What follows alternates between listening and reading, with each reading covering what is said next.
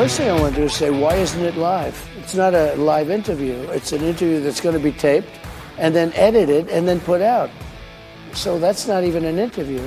Then she's doing it with her vice president sitting there. So she's not very smart. When they ask her a question that she can't answer, she'll just look at him. You answer it. Yes. President Trump last night, about the CNN interview. The biggest interview in the history of, well, at least of Kamala Harris's life. Indeed.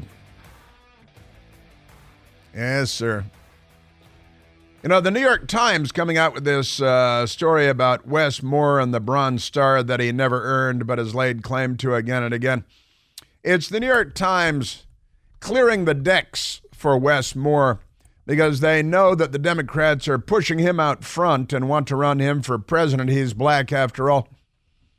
And that's chief among their criteria, the race of the person. Still trying to make up for the Civil War, the Democrats are. But you know that when the New York Times does a story like this, it's not because they're after him or anything. It's because they're trying to help him. They're massaging him. Little rub down for Wes Moore. Yes, sir. All right, lots of interesting stuff going on. But right now, let's get to the big interview from last night on CNN. And I don't know how many of you watched it. I'm interested. Did you see our friend Kevin tweeted out this morning on the Chris Plant Show X account that CNN last night, and this is a little bit amusing, but CNN, when they were airing the interview last night, they have the graphic on the television, right? They call the lower third. The lower third graphic is the bar across the bottom that says, "Isn't Kamala Harris great?"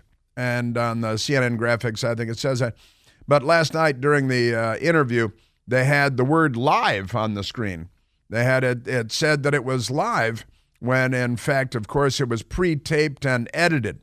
And I have friends in all kinds of interesting places, but I was being texted yesterday also about when a presidential candidate or a president, and now in this case the vice president and presidential candidate Kamala Harris travels, there is basically a permanent press contingent that travels with her, a small number of members of the press.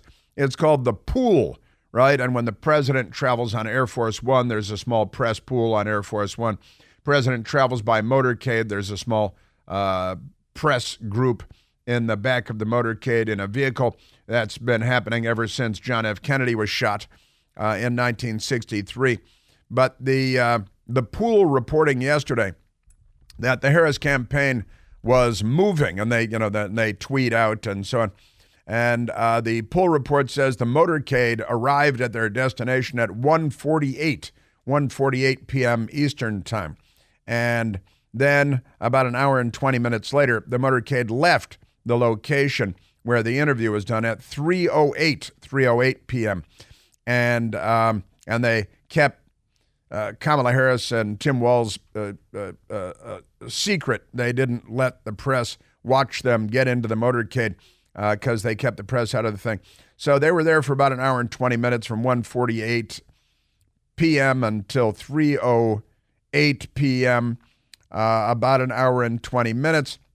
And then how much time did they have for the interview? So they went in for the interview. And by the way, the interview was done at Kim's Cafe,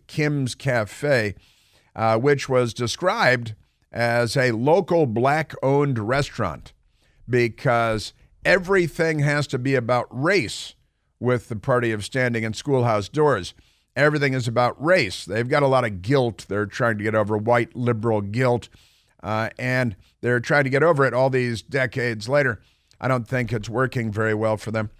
But the interview, according to reports, and there have been varying reports, but the interview apparently, if you boil it all down, get rid of the commercials and so on, lasted 27 minutes, according to, among others, the Telegraph out of the United Kingdom. Kamala Harris's first campaign interview. It's her first campaign interview. Isn't that nice of her to do? Lasted just 27 minutes. So they had an hour and 20 minutes there, but there's a lot of hobnobbing, and you get your pictures taken with Dana Bash, and Dana Bash gets her picture taken with Kamala Harris. And I was reminded a couple of days ago that I actually had my picture taken with Kamala Harris at the White House Correspondents' Dinner last year, not this year, but last year. And I never received that photo. They never sent that photo on. Had my picture taken with Joe Biden also. That picture they did forward to me, but the Kamala Harris picture was never forwarded to me. I'm going to have to, take legal action or something like that. But the interview, according to reports, lasted 27 minutes, even though they were at the Black-owned restaurant, most important thing, for about an hour and 20 minutes. What was happening the rest of the time? Hot tub? Was there a hot tub there at the Black-owned restaurant? Kamala Harris has been mocked by Republicans after her first campaign interview lasted just 27 minutes. And CNN blocked out the 9 p.m. hour for the interview, 9 p.m. to 10 p.m. The vice president appeared with her running mate, Tim Walz, a white man representing the patriarchy, for a short interview on CNN on Thursday in which she insisted that her values have not changed. And actually, she said her values. She kept talking about her value instead of her values. And I thought that was kind of amusing, because if you're talking about your values, you're talking about your values. Your value is another thing altogether, but never mind that. Her values haven't changed despite her abandonment of liberal policies. The presidential candidate was also accused of escaping scrutiny on key policy questions, including the war in Ukraine. Is that a problem? Ms. Harris, who became the Democratic nominee after Joe Biden withdrew from the race on July 21st, had previously refused to give any interviews and restricted her public appearances to speeches in the teleprompter and campaign stops. Now, this is kind of interesting. So let's start getting to some audio here of the big interview, which I know you're all very excited about, because she is the presidential nominee for one of our two major political parties. Pretty amazing stuff. And Dana Bash didn't do, I would say, a terrible job, but didn't do a great job either. And I was talking about her yesterday and how it's probably a no-win situation for her, because no matter what happens, she's going to infuriate half the country. And that's just the way it is in the media now. So do a straight interview, do a serious interview on the great issues of her day, and you'll be fine. She hit on some of the issues. She didn't do a lot of follow-up. She did follow up a couple of times, and I think we have those here. Let's go to soundbite number one, soundbite numero uno. And I want to do this because this is just a little bit amusing. It's your first unscripted, because she only does heavily scripted, orchestrated, organized, made-for-TV, pre-written presentations for the cameras, and the news media pretends that it's all perfectly wholesome and healthy. This was Vice President Harris's first real unscripted setting where voters could see and hear her explain some of her policy positions now and how they differ from before she became vice president. It's her first unscripted setting, really her first unscripted setting. And so everything has been scripted, and we've been talking about it here. CNN has not. It's all in the teleprompter, and she doesn't always do a very good job with that either. Dana Bash asking her, and this is kind of an amusing one. Day one, what are you going to do day one? You're going to secure the border and do away with taxes on tips? And what other Trump campaign initiatives are you going to take up on day one? Dana Bash's big question. If you are elected, what would you do on day one in the White House? She doesn't answer at all. There are a number of things. I will tell you first and foremost. Do you like the middle class? One of my highest priorities is to do what we can to support and strengthen the middle class. Yeah, but what are you going to do day one? When I look at the aspirations, the goals, the ambitions of the American people, I think that people are ready for a new way forward. A new way forward, but wait a minute. You're going to, first of all, you're going to strengthen this total BS response, not an answer at all. Just a bunch of words that mean nothing. Strengthen the middle class. That's your day one. How are you going to? No, really, what are you going to do day one? And a new way forward. But wait a minute. You're not running against the Trump administration. They're not in the White House. You're in the White House. Joe Biden is the president. You're the vice president. A new way forward means that we want to get rid of you and Joe Biden. And we've already gotten rid of Joe Biden. The Democrat Party got rid of Joe Biden. The real power in a darkened room running the Democrat Party. And a new way forward, but you are the way, right? So how is it that a new way forward, you're advocating a new way forward when you're currently in charge? So I'm in favor of a new way forward. I'm with her on that. We finally found an area of agreement. I support a new way forward, but that involves getting rid of you, not re-electing you and promoting you. You don't get a better job, a bigger job, when we're looking for a new way forward. But she wants to strengthen the middle class.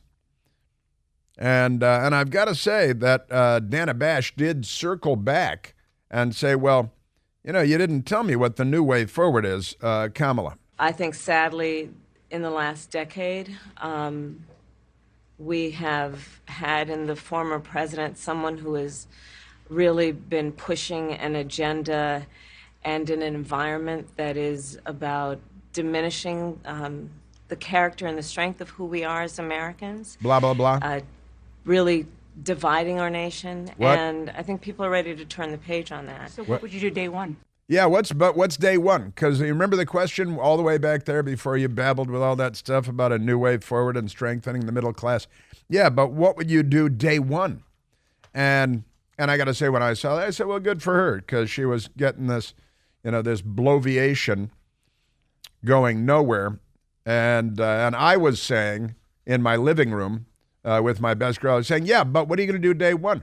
And then Dana Bash said, yeah, but what about day one? Recognizing that she hadn't addressed the question at all. Day one, it's going to be about, one, implementing my plan for what I call an opportunity economy.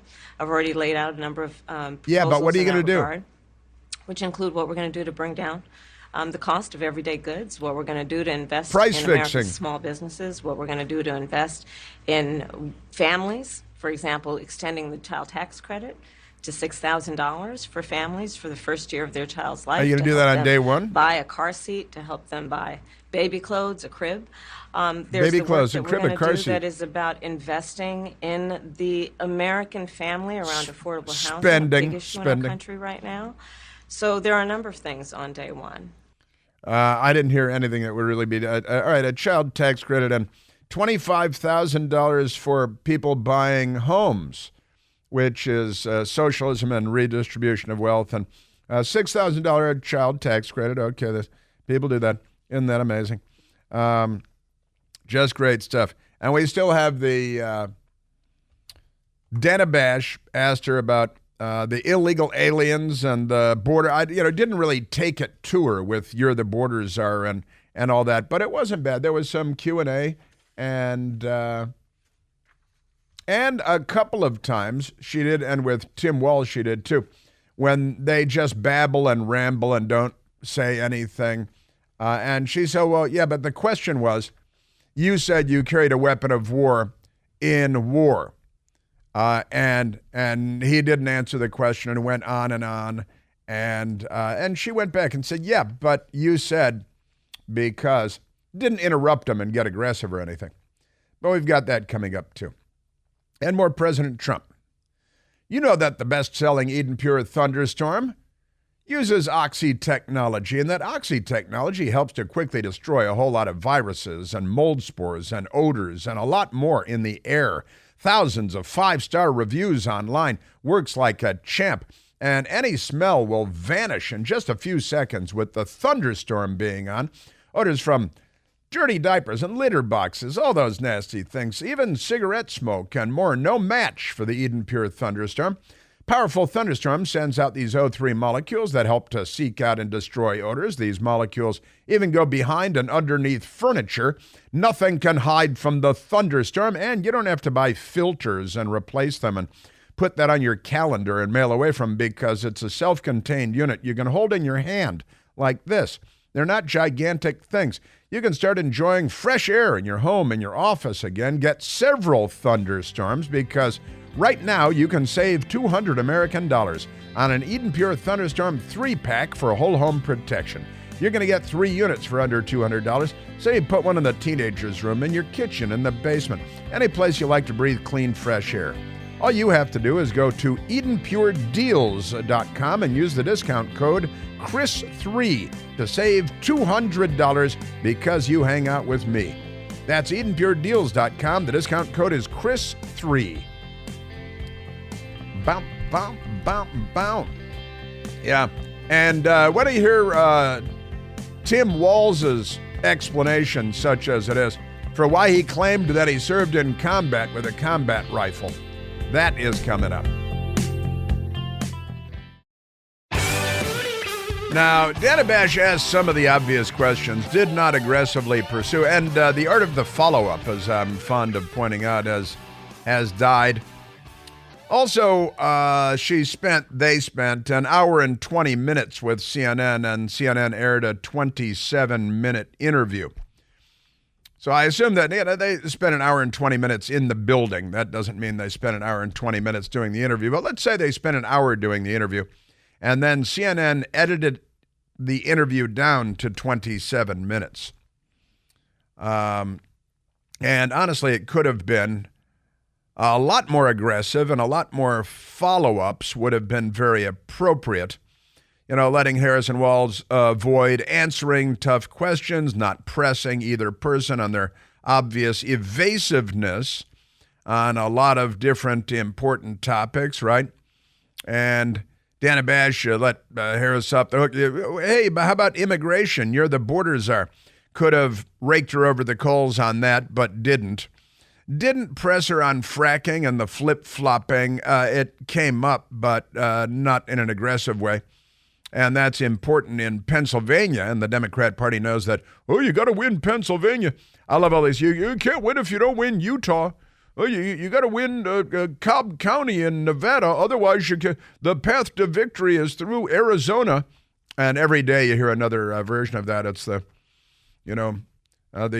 gay Puerto Rican lesbians of South Carolina will determine the outcome of the election. I'm sorry, what? Every day we hear another version of that, right? She wasn't pressed on the no bail policies, on crime, raising taxes. And how about Joe Biden's cognitive decline that she witnessed firsthand as the last person in the room?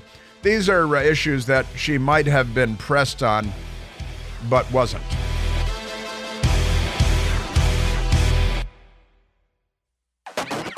All right, I haven't taken a phone call in a little while. I should take a phone call. We'll get back to the, Kamala, her first day. What's she going to do on her first day? Push the button, destroy the world, wipe it all out. We've got the University of California at Berkeley, commies everywhere. The head of the School of Law there wants to destroy the U.S. Constitution and do away with it because he thinks it doesn't benefit the Democrat Party enough. So it's time to dismantle and destroy the Constitution. You remember Kamala recently said that Donald Trump wants to destroy the Constitution. And she claims that he said he wants to do away with the Constitution. They lie about everything. If they're talking, they're lying. Let's take a phone call, Michael. Let's go to Dan, calling from Reston, Virginia. Daniel, you're on the Chris Plant Show. Hey, Dan. Good morning, Chris. Good morning, Chris. Thanks for taking my call. You betcha. Did you notice last night in the interview that Kamala Harris was sitting lower than Tim Walz? For someone who's auditioning for leader of the free world, they took a very subservient position. I spent most of my life in sales, and we would read the room and where to sit and where not to sit. and the optics of that whole situation look terrible for her. So if she chooses the wrong seat and she's sitting in a room with Xi Jinping or someone else or Putin, she's putting herself at an advantage right away. Does that make sense? That makes complete sense. In fact, President Trump said something very much like that last night, talking about how she didn't look strong and sitting down with Xi Jinping and with Putin and with and since you brought it up, Dan, I don't know if you saw President Trump, but listen to what President Trump said about this last night. It was a taped. We're doing it live. Why are we doing it live and she's doing it taped? But good question. That's right. He's real. But she was sitting behind that desk, this massive desk, and she didn't look like a leader to me, I'll be honest. I don't see her negotiating with President Xi of China. I don't see her with Kim Jong-un like we did with Kim Jong-un. So we're going to have to see what happens. Kim and Xi and Dan, he's talking about what you're talking about. It was a table, kind of a nice-looking table, and they chose a black restaurant because everything's got to be about race. And then you're absolutely right. She was seated in a very low position, and Tim Walz next to her looked like he was giant compared to her. And I don't think he is giant compared to her. When you see them standing side by side, he doesn't look giant compared to her, but he looked giant compared to her in the two chairs that they had selected yesterday. And she looked small and shrinking. She's like, I'm melting. And you saw the same thing, Daniel, that the lower optics, and she looked subservient.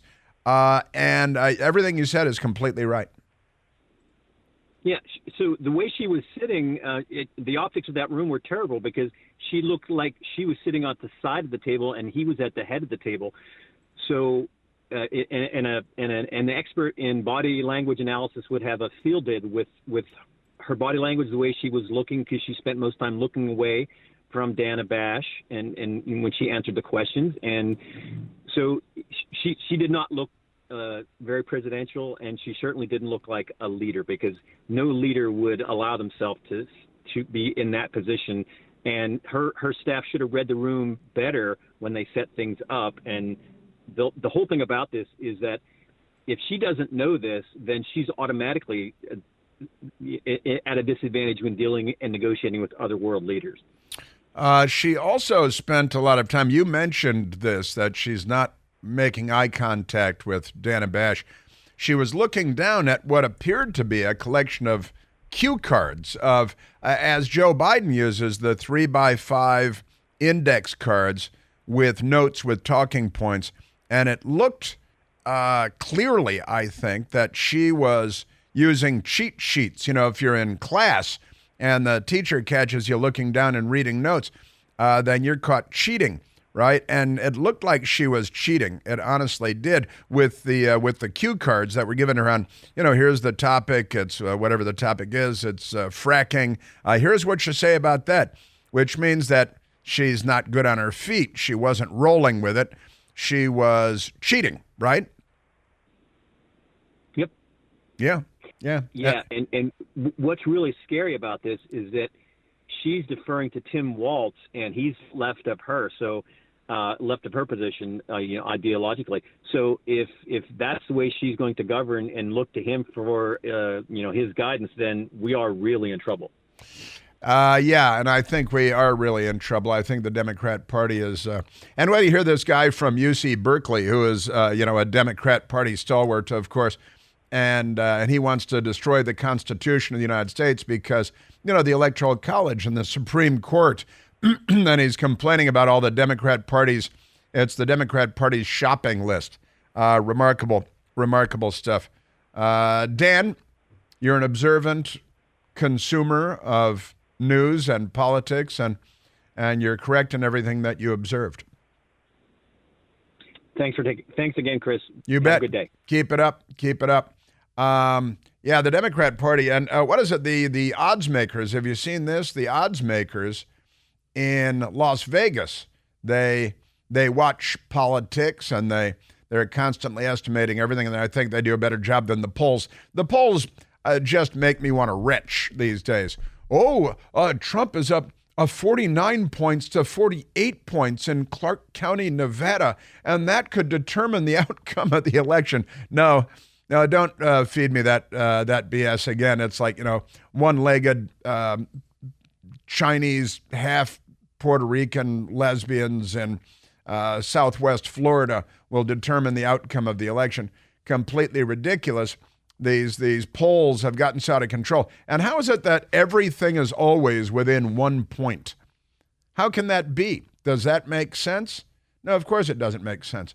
But never mind that. The pollsters, just ignore them. It's vitally important to show up and vote on Election Day and to vote all the way down the ballot. You got to vote for President Trump, obviously, to save America. And you need the Senate, you need the House of Representatives.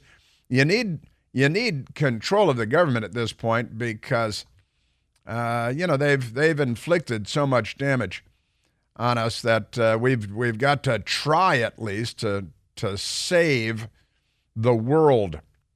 Now, this is a little bit of fun. It's Newsweek magazine today. Kamala Harris's election odds slide with bookmakers after CNN interview. That's not what they were hoping for. They were hoping for a big win on this. They wanted a big bump in the polls out of the Democratic convention in Chicago, and that did not happen. They were hoping that this CNN fluff job would be really good for her and make her look really good. And she had her cheat sheet, and it's not a live interview, and they edited. It was an hour and 20-minute visit at the restaurant where they conducted the interview, and then it's a 27-minute product on the air after CNN. And, did they have any campaign people in the edit room with them saying, well, let's leave that out and let's include this because it's all propaganda? But Newsweek magazine, Kamala Harris's election odds slide. That's not what they want to hear. With bookmakers after CNN interview. That's the opposite of what they wanted to hear, but it's what they're getting anyway because, she's not good. She's not smart. She's not good on her feet. They were stuck with her because of identity politics and the fact that they picked her, and Joe Biden in the first place said that he was only going to pick a woman of color, which narrows it down quite rapidly. And so he gets a woman of color. She's VP, and she embarrassed herself for 3.5 years. She's the border czar and the space czar, and you can see the craters on the moon with your own eyes, as though that's a revelation of some kind. And she's been a complete embarrassment. Everything she touches just gets worse, which is perfectly normal for Democrats. I still, living in Washington, D.C. myself, I've talked to people a number of times, a story that I shared with you the other day, that the mayor of Washington, D.C., Muriel Bowser, 10 years ago, launched something she calls Vision Zero. Vision Zero means you're going to poke everybody's eyes out? What does that mean? Vision Zero. She had a vision there would be 0 traffic deaths in Washington, D.C., and she was going to make sure that we reduce traffic deaths. Since she implemented her Vision Zero traffic deaths plan, traffic deaths have doubled in Washington, D.C., because when Democrats set out to make things better, they always invariably make things worse. Now, back to Newsweek magazine today. Kamala Harris's odds of winning the 2024 presidential election deteriorated noticeably after her CNN interview, which took place along with running mate Tim Walz. And that's according to 2 leading bookmakers that Newsweek magazine talked to. The vice president went from being the favorite to win with odds of 10, 11, that's 52.4%. They got, numbers and slashes and gambling tricks here, but 52.4% chance to win. That was on Thursday, to tied with Donald Trump, 51.3%. Her odds went from 10 out of 11 to 19 out of 20. So that reduced the odds, the likelihood that she's going to win, according to the odds makers, the bookmakers here. And on Friday morning, her odds were worse than they were on Thursday morning. That's according to Star Sports Betting Company and these odds makers. Trump's odds of victory in November improved 21-1 with 48.8% before the interview to 20/21, 51.2%, according to the UK-based bookmaker Betfair.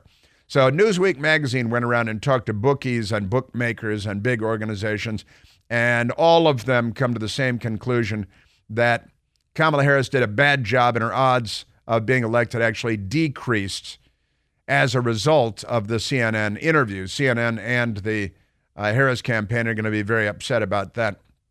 And I love this. They keep using this word. Thursday's interview with CNN's Dana Bash was the first time Harris faced unscripted questions in several weeks. They keep using the word unscripted, which would indicate, clearly enough, that what they're accustomed to is scripted questions and very often scripted responses as well. And Kamala Harris did have her cue cards, and she was looking down at her cue cards. In fact, practically every picture you look at of Kamala, she's looking down into her lap where she has the notes written on index cards. Isn't that amazing? Also, a story that was percolating, I talked about it yesterday, but it's been making a little more news. Kamala Harris claiming that she worked at McDonald's in college. Claimed that she worked at McDonald's when she was in college. And she went, I think she went to college in Canada and then came to Washington, D.C. and finished college. I think that's right, that she started college in Canada. And then she finished college at Howard University here in Washington, D.C., which is a historically black college and or university. She finished, I know that's where she got her degree from, Howard University, which I'll take over Harvard University any day of the week. But she claimed that, isn't that right? She started in Canada at Harris claimed she worked at McDonald's in college. Here's what we know. Snopes, which is a left-wing Democrat Party front group, Kamala and the Golden Arches. She's got a Golden Arches thing. Should ask her which one she worked at. Think about it. 2 middle-class kids, one a daughter of Oakland, California. Berkeley, California, not Oakland, California. Who was raised by a working mother. I had a summer job at McDonald's. She had a summer job at McDonald's. But that's, and she claims Oakland because it's, crime-ridden, and not Berkeley because it's a university town. But never mind that. Harris claims she worked at McDonald's in college, and in that soundbite, it sounded like she was in grammar school or in high school at home, not in Oakland where she didn't live, but in Berkeley where she did live, because both of her parents her father's a PhD. I think her mother is a PhD too. Her father is still alive. I think he's 86 years old. And nobody knows where he lives, but he may live in Washington, D.C., where his daughter, the vice president of the United States, lives, and maybe future president. He could move into the White House if she wins, like Michelle Obama's mother lived in the White House for 8 years. I think it's a cool story. Actually, her story is a great story. But the people at Snopes, the claim is in the 1980s, U.S. Vice President Kamala Harris worked at McDonald's while she got her undergraduate degree. And Snopes says, research in progress. They couldn't possibly render judgment on this. But she's claimed again and again that she worked at McDonald's. Nobody that worked with her at McDonald's has come forward and said, oh yeah, I worked with her at McDonald's. Nobody said, which McDonald's did you work at? Were you at Howard University? Was it in Washington, D.C.? Was it the McDonald's that Bill Clinton used to jog to and grope the cashiers? We continue to be at 888-630-9625.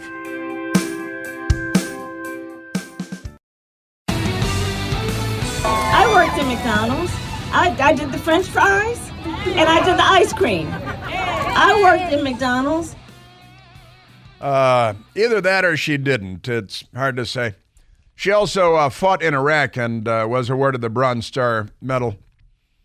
Mike Chernovich on Twitter said, hey, you can hate Donald Trump. You can vote blue no matter who. I think it's crazy and self-destructive. Even so, you're an embarrassing person if you pretend Kamala Harris didn't appear to be impossibly stupid in her open notes edited interview with regime media. I don't think that's a positive review of her performance yesterday. And Eric Pisti says, Kamala didn't appear to be secure or comfortable in the interview at all. She came off as underprepared, overwhelmed, and inauthentic. And I think that is a widely held view. And the gambling people, they're watching what's going on and saying, well, her odds have gone down as a result. And she did have notes, cheater notes. And you look at it, she's got the paper notes in her hand. She's looking down. She's reading from them. And that's considered to be just fine when you're a Democrat talking to the media, and they're okay with that because, just crazy. Good to be a Democrat. Good to be a Democrat. No doubt about it. All right, we've got more coming up from the interview and more not having anything to do with the interview, with other news of the day as well, including gangs taking over a town in Colorado, not a border town. That is coming up as well. So we're going to be right back with that. Don't go anywhere, would you? One more minute. All right. And we are at 888-630-9625.